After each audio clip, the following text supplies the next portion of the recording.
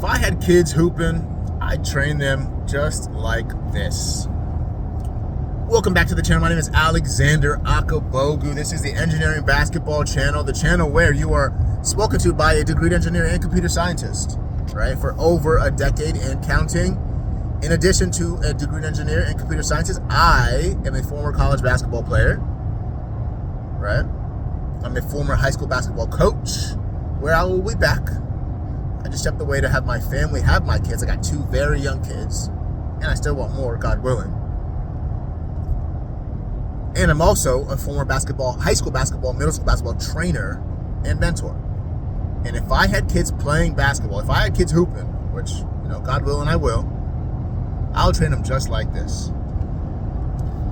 If I was raising a basketball player, which we'll see, from scratch, right? They wouldn't train the way most kids do, right? There are levels to kids, obviously. 4 years old, 5 years old. You can really start as early as that early if you really want to. But I would train my kids for decision making first.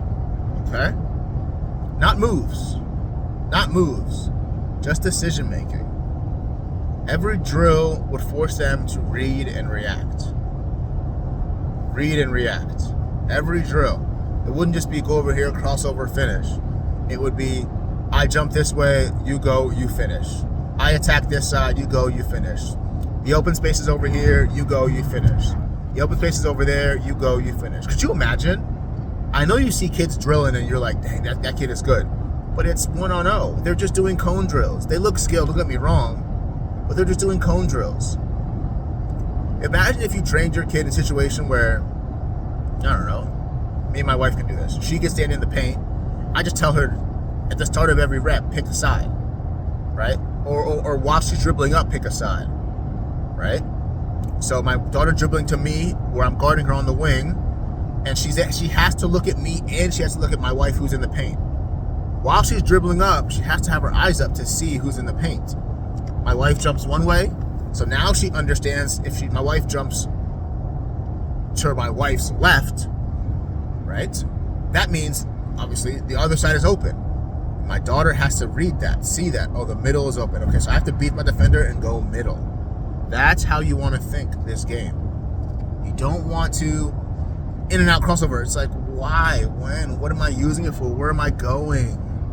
That's imagine if you trained your kid that way, incrementally, for 2, 3, 4, 5 years of their starting basketball career. They would be decision makers. Constraints over repetition, okay? Small-sided games, limited dribbles, advantage, disadvantage situations. Those are the difference makers that you will need for your kid to get to that next level, to be the decision maker, to be the point guard that controls the game, to be the two guard or the wing that can bring sanity back to everybody's world. The one that can make offensive and defensive decisions. The coach on the floor. The one that they trust. And it really is just by these mechanisms. Constraints over repetition.